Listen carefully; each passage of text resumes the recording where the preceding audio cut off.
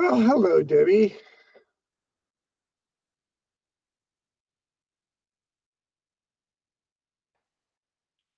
Okay, no worries.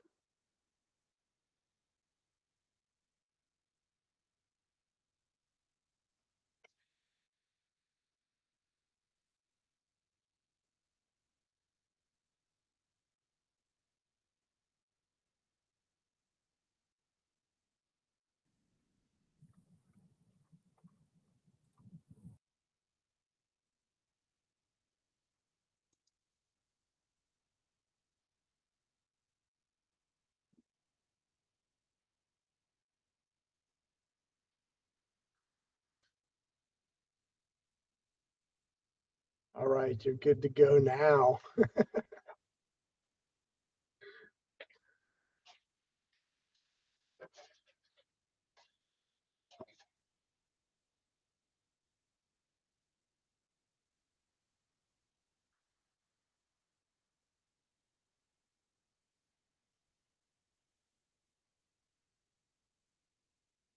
You are my afternoon participant.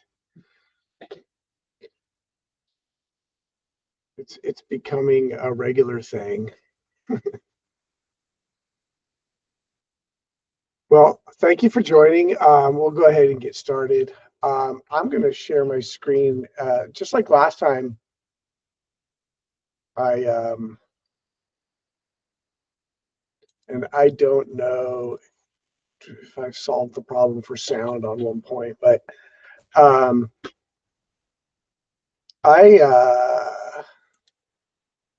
I made the session materials on a pageless Google Doc again, uh, just because I found that it's worked better the last several times I've done it, rather than going back and forth sharing my screen to a slide on a presentation, then back to a tool, then back to a slide, then back to a tool, when I'm never really on the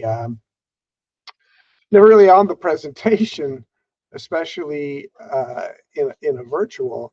I just use this as a guiding document, and then I can share my screen with whatever I want to show. And then everything is laid out in outline format that I've said for you to go back to, um, in a really easily usable format, all in order, in one place with any tool mentions, and is summarized all in one quick place. So today is ISTE standard, student standard 1.6, which is Creative Communicator. And this standard is, and by the way, you can turn your mic on if you want to talk, and both Kay and I are here. We monitor the chat as well, but whatever works easiest for you. This standard, though, is not as much one where it's, hey, here's a substandard, here's a tool that matches it. I have some tool demos that speak to this standard, that support this standard of the second half. But the big idea of this standard is kind of a way of thinking, a mind shift, about how EdTech's used. I put the little statement there that kind of summarizes it. Tools help students make things, but this standard helps them make meaning, helps them communicate effectively. And this infographic here really encapsulates a lot of what this standard is about. And I love a museum model. I do a whole session called the PD Museum, in which it's the metaphor. So I love this infographic that Michelle used in a digital storytelling session. And it gives the whole idea of the museum inside. That would be where all the information, resides, but the way it's sent out to be shared can be varied. It gives different types of pictures and things like that. But the idea is there's so many different ways that information can be shared and communicated. Uh, starting with video, which I think video is almost always a good idea. But just a poster, infographic, regular old audio, and there's some creative ways to do that. A digital book, like something with a tool like Book Creator, um, an article or a blog post, or slideshows in general in which students present. Um, but this standard is one that focuses on how students communicate ideas clearly and intentionally, and since it's an ISTE standard in EdTech, using digital media. It's not just about creation in general, but it's attaching the idea of purposeful communication to the creation. When you create something, it's meant to communicate information or an idea. And so communicating it clearly that considers the best format with which to communicate. Um, you know, it also makes that clear, uh, intended audience, to tailor the message to who's listening, and ethics as well. Um, so the four substandards, and we're going to go through them. Starts off with 1.6a, which is choosing the right medium, and the substandard language. And I like in the past, the videos from ISTE are attached in that standard, but it says students choose the appropriate platform and tools for meeting the desired objectives of their creation or communication. And the key to this standard is right here. Students choose. Um, look, the video popped up. Um, it's it's giving that option for saying, hey, these are the different ways you can. And as teachers, as adults, we often say this would be the best way, but it's a skill that students aren't often given the opportunity to practice. It's, hey, we're going to do this, and then you're going to make a presentation in, or you're going to make this. But a skill that's important is choosing how that might best be communicated, be it a infographic or a poster, or would it be better done as a presentation? Um, so just an easy example might be, you're going to pull this information together from this lesson or this topic, and then you got to share it out.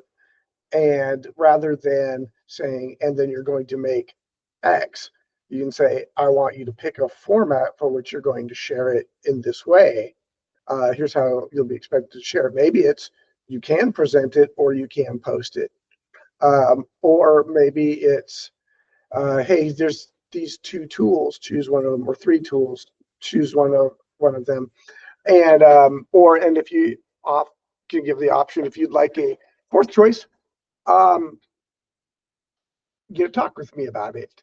I'll say the earlier session, somebody brought up an interesting question: is it okay if I assign something that I'm not proficient in? And through that discussion, we really think, well, yes, with some caveats. I mean, if it's in ClassLink, it's a recommended tool, and there is support there. So definitely, like with tools with Canva, I'm constantly learning uh, new things it can do, or I know that they can do it, but I haven't necessarily done it. Um, but if a student says, I would like to do this, you can learn that way as well. I remember one time I gave options in my class, and a student came up with this presentation tool I've never heard of, and everybody was really engaged because they saw this completely different tool. And so I learned something that day. The only caveat I ever give it that is visit some random website.com I've never heard of. It would be one of those things where you'd want to check and make sure data privacy is okay. There's a lot of tools out there that might not be. And typically they're blocked, but sometimes they're theoretically compliant, but there's some hoops you got to jump through to make them officially compliant. I check on a regular basis. People will often send things to our office, and I have a process for vetting them uh, and making sure they're okay to use. So if that's ever a wonder, you can send it our way. But it just comes down to providing some choice, not for the sake of choice, which people like to have options and have some say, but from helping foster the thinking of what is the best way to communicate that and giving that opportunity to think through that process, because it is an important skill, um, as they progress through education, through college, through workplace, the medium.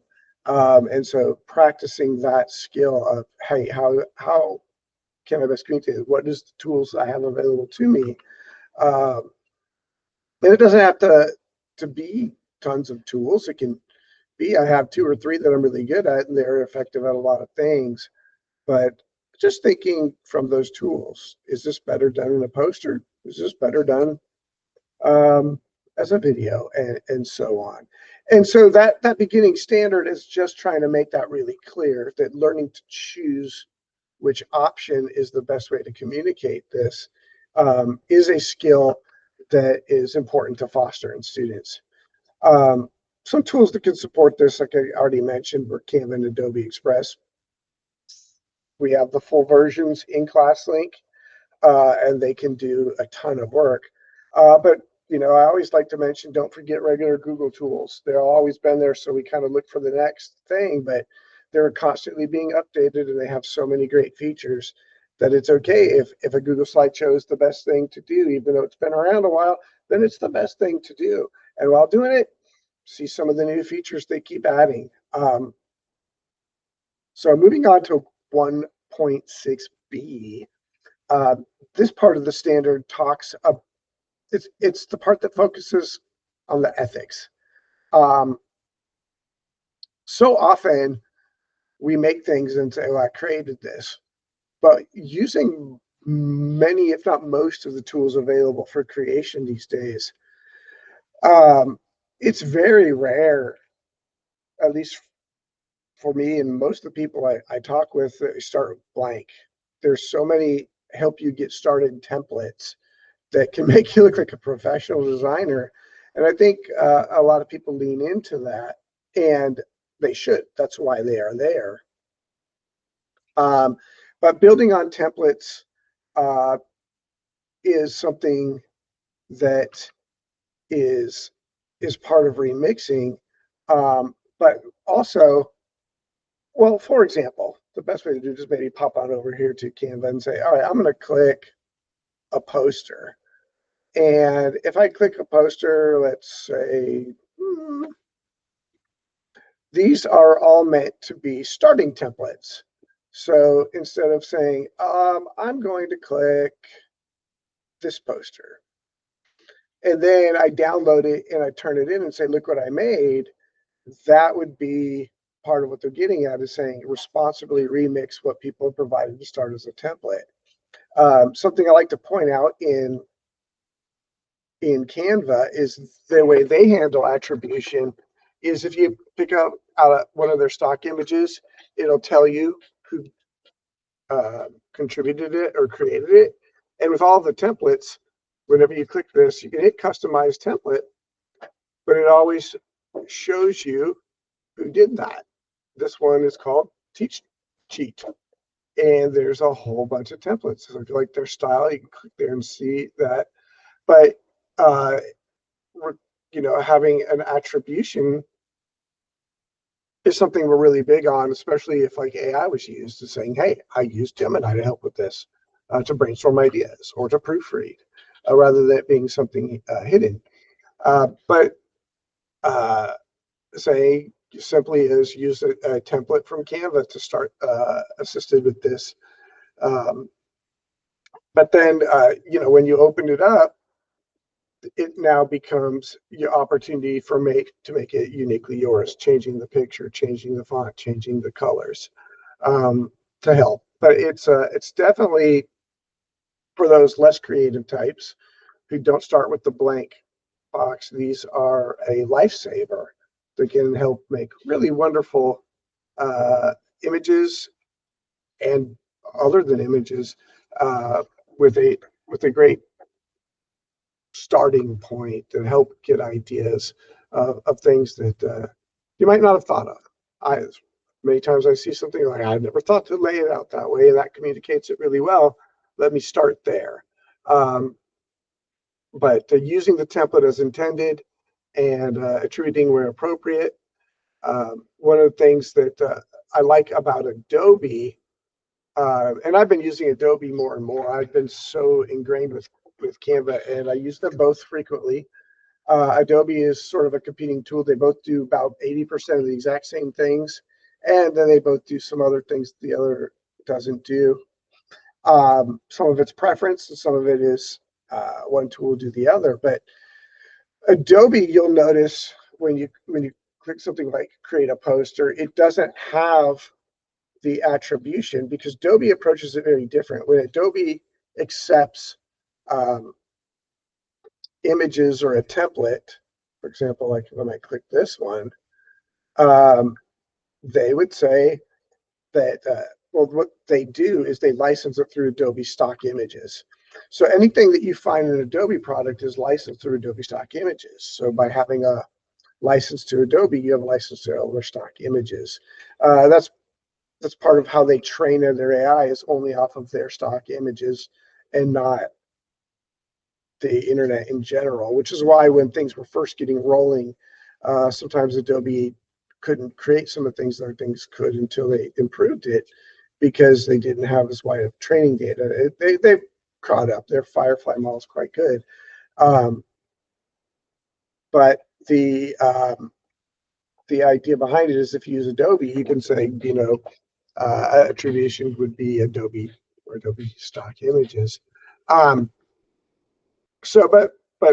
the idea behind 1.6 is crediting where necessary and using the templates responsibly, as opposed to not saying I made this, but hey, I transformed this, I remixed this. So now we move into the second half, and this is where I'll start some of the tool demos. But the idea of 1.6 says students communicate complex ideas clearly and effectively by creating or using a variety of digital objects, such as visualizations, models, or simulations. This gets down to the core of taking something complex and making it understandable through the idea of creating something to communicate with. Again, back to the initial graphic, this can take many forms, be it video, poster, audio, but it's the idea of creation with a digital tool that takes a complex idea and says, hey, here's what it means. This is what teachers do. Teachers are good at this. That's why they're teachers. We take complex ideas and break them down into their component parts so that students can understand them. But it's a skill that not everybody has. And it's something that this standard addresses, that it needs to be worked on. And so through selecting the means, you're thinking, okay, well, take all these ideas and make it clear, and then making sure that that's what the goal is, trying to say, okay, I'm going to make this. Is it communicated clear? And there's lots of different ways to do that. Just some examples from this is the idea of, Canva code and build whatever you want to tell it. That's a whole day's topic on its own, but if you know about it, it's there. If not, we can definitely help with that if you're interested. And back to Adobe and Canva, they are some of the best creation tools that we have them available. And since I just kind of talked about them and opened them, I wanted to highlight real quick Notebook LM for several reasons. But the idea ultimately is visuals, organization, and clarity over full quantity of information. Two different things. In a visual medium, the clarity, shrinking it down, as opposed to thoroughness of something like an essay. But in Notebook LM, it's a Google tool that for teachers will live in your waffle. It's not there for students. However, students can get to it. I asked in the Google PLC why it wasn't there, and I was told, well, because we weren't sure it was ever going to be there. I've noticed Google meshing a lot of their tools together. So they work together. And I think ultimately they may have thought that they were going to build that into something and that's where it was going to stay. But people love it so much that that doesn't look like the direction they're going to go. They're going to keep it as its own tool. But if you just type in notebooklm.google.com or have students do that or put a link to that, they can open up Notebook LM. Now you can also make a Notebook LM and share it so that you've already put all of the materials in Notebook LM. And so for those who aren't familiar with Notebook LM, it is mine is full. I use it all the time. All these different cards are notebooks I have made. If you've never used it, you'll just have this. And just to kind of get started, so you have some background before I show it, if you're unfamiliar. If you are familiar, indulge me for a moment before I move to the example.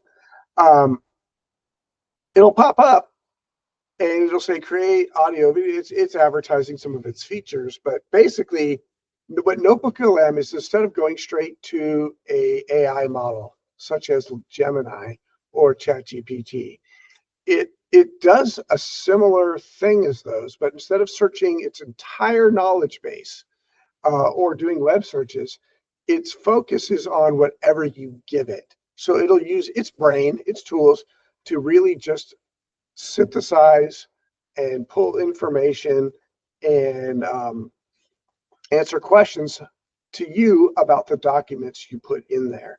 So I can upload a file, I can attach a website or a YouTube video, anything from my drive, or just straight up copy and paste. And it's not just one. I can just keep adding as many sources as I want. And so I like this idea of maybe making a class study notebook.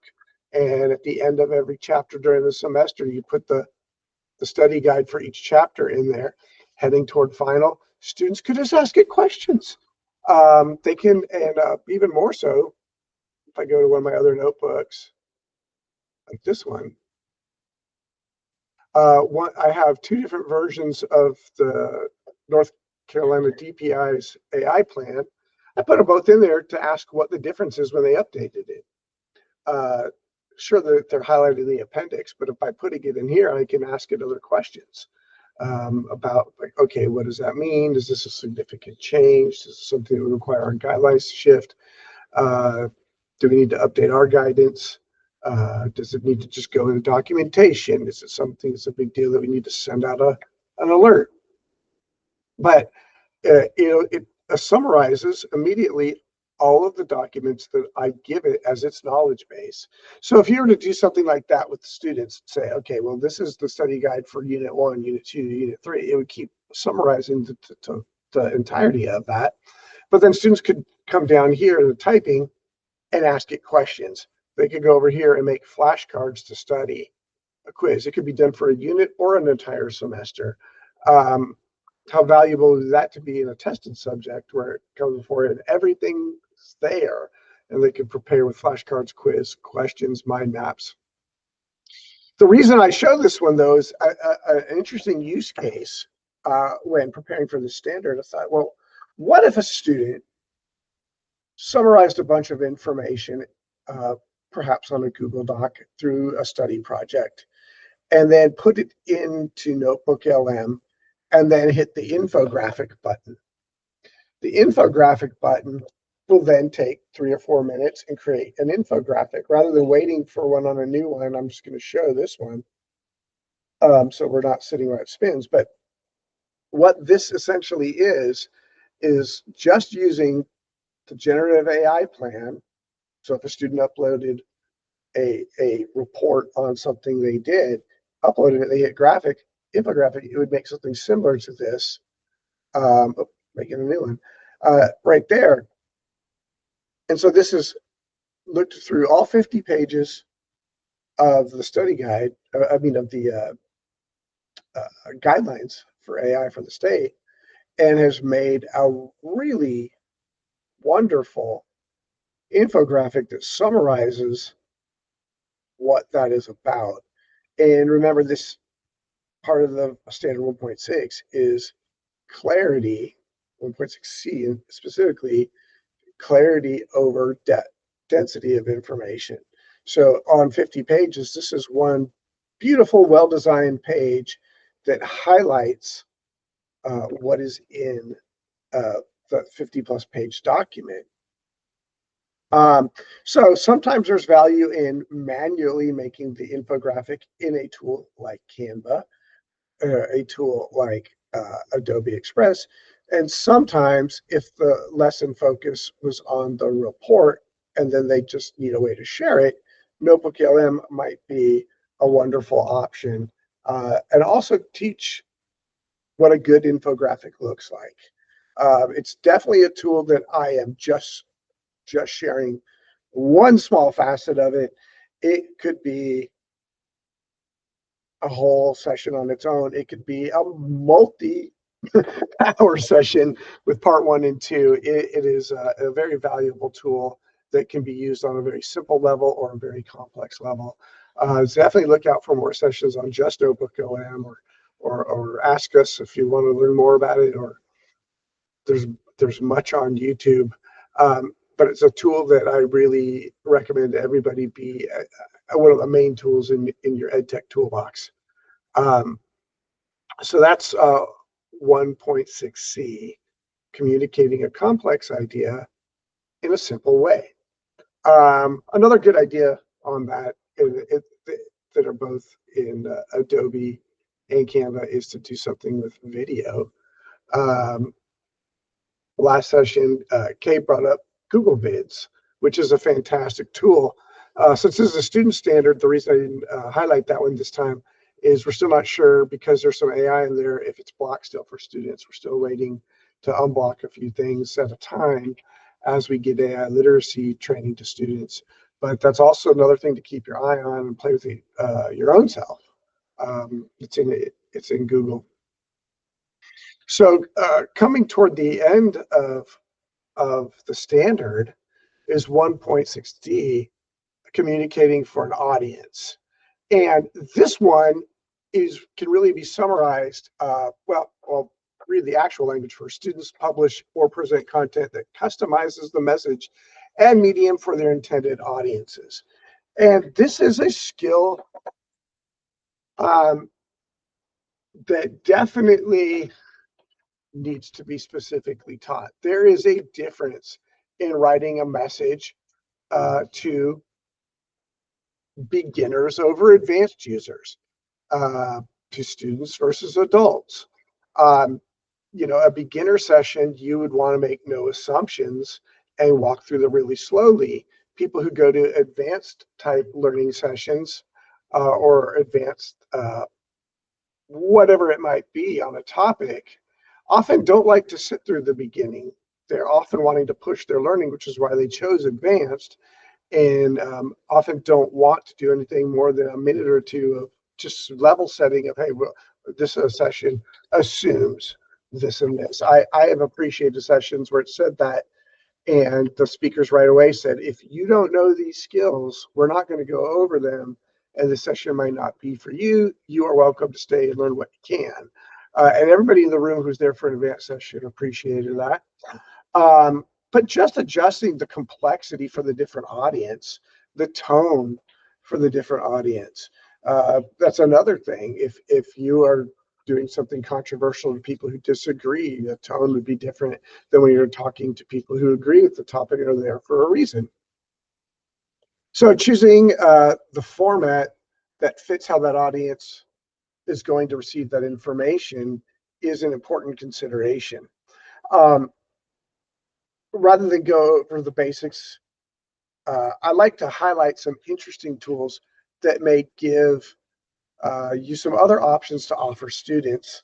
We have your basic Google Slideshow and Google Doc, and the Canva and Adobe tools that I keep mentioning, with posters, and it can create anything. I often say if you can't make it in Canva or Adobe, it probably doesn't need to be made, because it can do just about everything, both between those tools. But I'm going to highlight all three of these things this time, because they are something that slightly different than the typical format that people are used to. So I'm going to go over here to Adobe, go up here to the top to the home screen. And I love Adobe's home screen because to me, it's just accessible. It's usable. It's not intimidating. There's a lot there, but it's broken down in little fun to look at squares, easy to find what I want. And a tool that might be missed because it's not something we often think about first or even second is the Adobe podcast. So going back to 16D, which is communicating for an audience, this allows you another vehicle to communicate to an audience. One of the things that definitely changes the way a student approaches the creation is this going to be put in Google Classroom and sent to the teacher? That's one thing. I will check the boxes on the rubric to get the grade. But when it suddenly shifts from that to this is going to be shared outside to somebody, whether it's to the classmates, to the school, or in the case of a podcast, we're going to put it out there for people to learn from you. It suddenly takes on a different meaning. This now becomes important. I'm writing for an audience. It becomes authentic. And a podcast is a great way to do that. If you click Adobe Podcast for the first time, your front screen may look a little different than mine. I think it goes through a little tutorial first, where click here the first time. But once you do that, it'll look like this. And it's just clean. It's not, you think podcaster, I don't know, that could be complicated. They break it down to just a big box with one button. Click here to get started. And then when the interface opens up, it's just as simple. Down here, there's a start recording button. And I can turn on the video to make it like this, like, hey. If I don't want to, and just want an audio podcast, I can leave it that way. When you first open this up, it's going to talk about speech enhancement. If there's a toggle, you definitely want to click that toggle button, and I'll explain why on the next tool a little more. But basically, Adobe has got this amazing technology that filters out background noise. And it's not just nice to have, it's incredible. The first time I witnessed it, it was at a crowded room at a conference. And the presenter had us all record at the same time. I had people in the row in front of me, behind me, to the side. And he's like, no, really, it'll be fine. I want you to see this. And we all recorded. And when we heard ours back, it had blocked out all of the people. Something using a tool like this could be a concern. You say, well, I don't have time to send everybody off to a separate room to record. That'll take too long. And it'll be too loud if we do it all in the room. With Adobe Podcast, it's not a worry. I was at another conference in the Adobe room session, and there was just make some noise. I want to show you this. And people started talking. Just no, I mean, really make some noise. Like y'all are middle school students right before leaving for the day. And it got loud. She recorded the podcast and demoed it. It was amazing. It cut out the noise to just focus on her voice. So if you are worried about, it sounds like a great idea, but I just don't know if I could structure it, you can. Adobe is great at that. And so when you record, it's set to record. So you just hit record, it'll count down, and it'll start recording everything I say. You could have one student, you could have multiple students. If they were around one computer, the mic will pick up. I hit stop recording, I can start recording again. And you'll notice it's processing it, but you can do clips. And then you can delete ones that don't work for it. And so it doesn't mean yet the students have to one-shot it if they're nervous. But how neat is that to find another way? It's transcribing it as well as recording it. It's such a great tool. And there's some other features in here. there's the enhance button where you can, after recording it, you can change some of that here, but of how much background noise you want. If you were at a sporting event, you might want to hear the audience, or you can get rid of all of it. It's a wonderful tool. So definitely consider that. Similar to this, using the same technology, is animate a character. And animate a character works in the exact same way.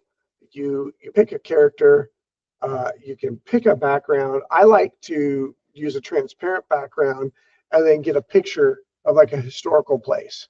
For example, I made one of a character giving a tour of the Alamo, and I had the Alamo pictures from San Antonio there.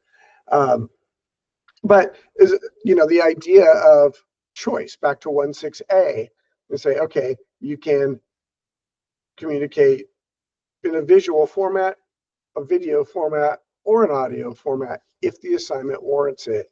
But this is also a great way for people, if you are requiring it to be an oral presentation of the information, and they are nervous about it for many reasons, or they need to work on it longer. They can just record it here and the character can deliver it.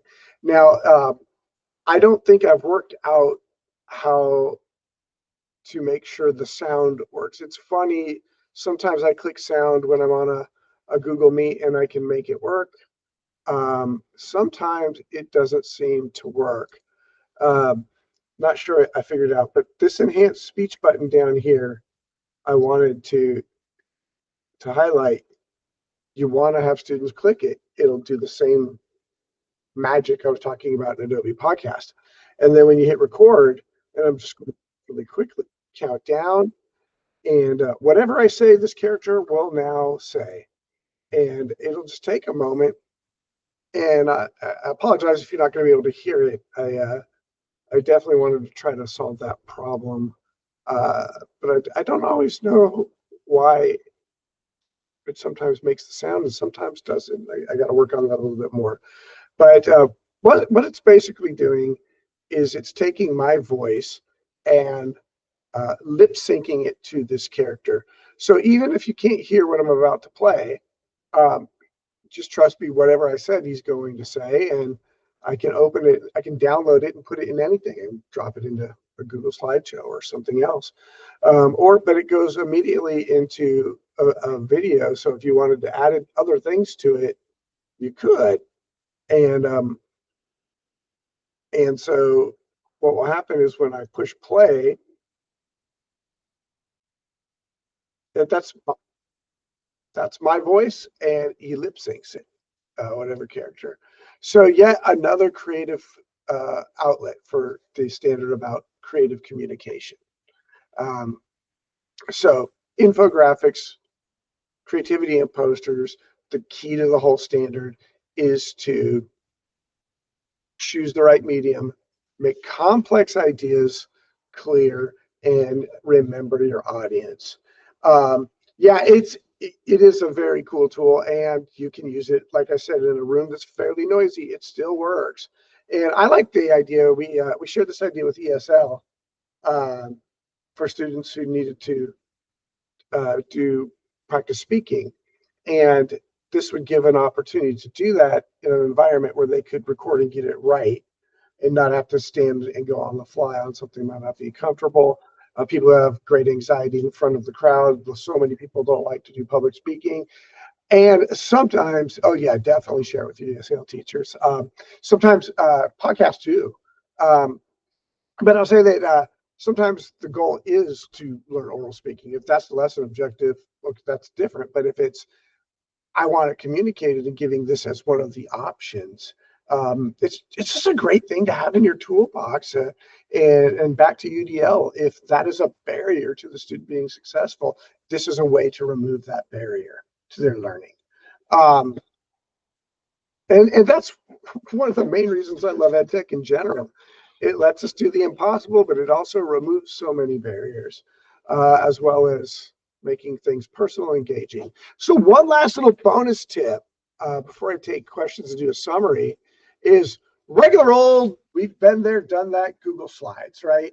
I found myself moving away from Google Slides for new, interesting, latest and greatest for a while. And I've come back to Google hard lately because there's so many things that are built in there. For example, right here, I just downloaded a template. I didn't want to make a presentation for an example, but you'll notice that once I installed the template, it immediately pops up, beautify this slide.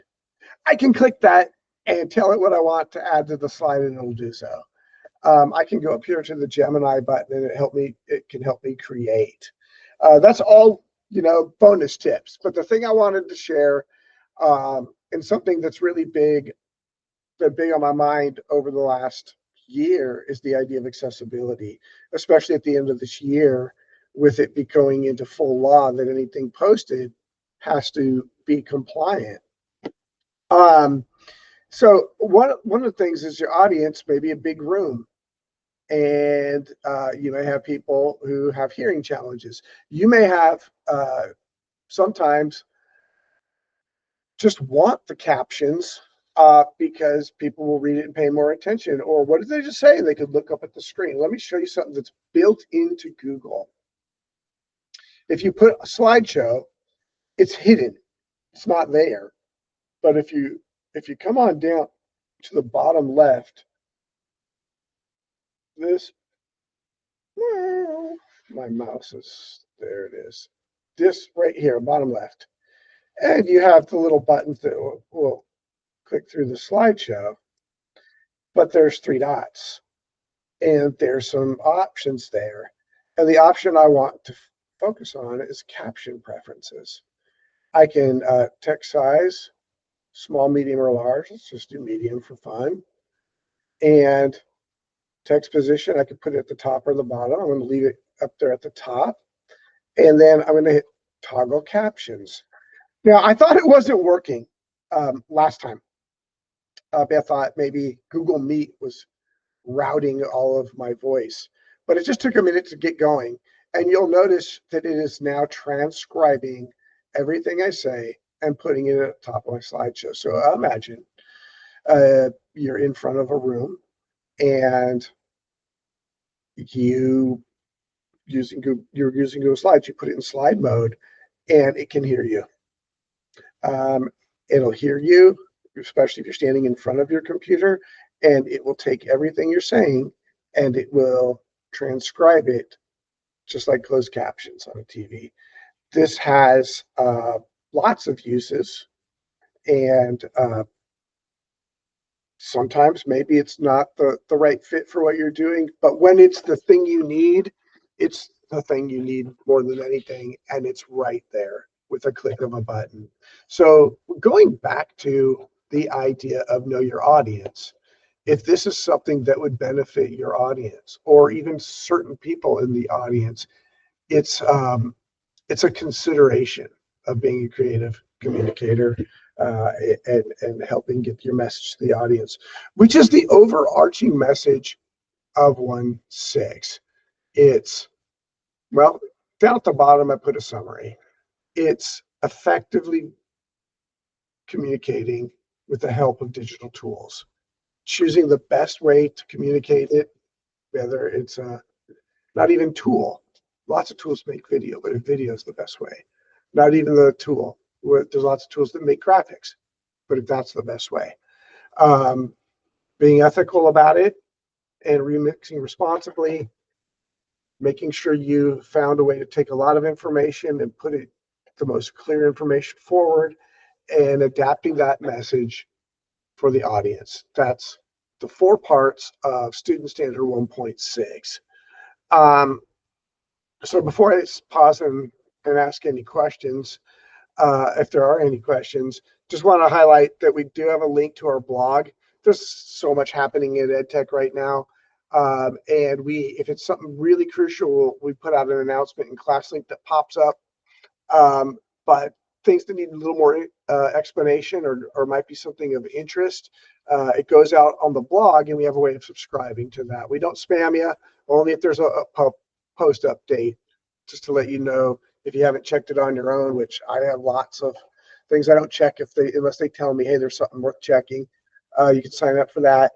And all of the recordings we've been doing at virtual conferences, summer learning, Tech Tuesdays, we've decided that we are just going to start putting them up on the Digital Learning YouTube channel as a repository, rather than having to hunt them down somewhere. So they all are going to live there. So if you're interested in something you may have missed or want to come back to this topic, it will be uploaded there in a day or two.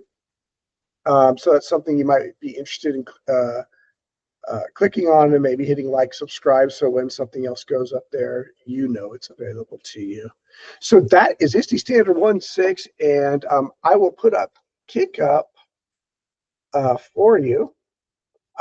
There were some hiccups last time. People said it wasn't working, yet it had taken their information when we checked. So let me know if that happens, and I'll double check for you. But does anybody have any wonders, questions, thoughts that you want to share? Just talk through.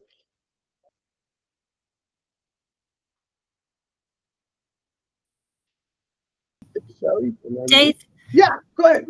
where did you say we could find the recordings that you're going to upload? Everything is being now put to this YouTube channel, the JCPS Digital Learning YouTube channel. So you're going to find things from the Chill Tech conference and all the sessions from any other conference and that we have available. And going forward, we're recording them and putting everything there. Okay. So this YouTube channel, if you just click that little like, subscribe button, every time one's uploaded, it'll send you a little message, so you get alerted about that too. That's of interest. All right, thank you. You're welcome. This was great. Thank you. You're welcome. And we have one, second Tuesday of every month, going through the student ISTE standards. So we will have one next month as well, plus recordings on the YouTube channel. So if you have questions, or I'm happy to stay here and talk with you about them or wonders. Otherwise, once you get kicked up, you're welcome to head on off on your day. Well, thank you. Thank you, everybody. Appreciate it.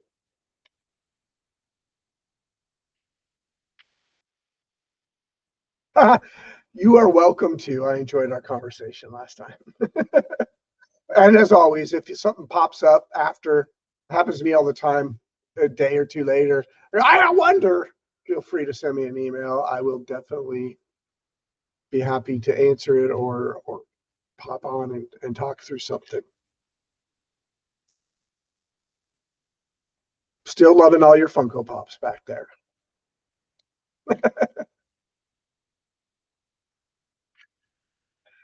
Sounds good. Hope you feel better soon. Yeah, there's a lot of pollen out there with the weather.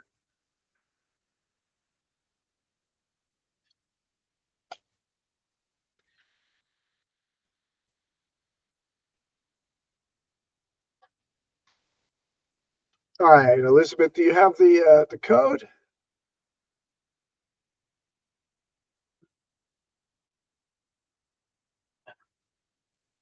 I don't seem to be able to hear from you. I'll tell you what, I'll hope you have the code. If you do not, you can always email us for it. Thank you for joining us for Tech Tuesday, and I hope to see you once in the future.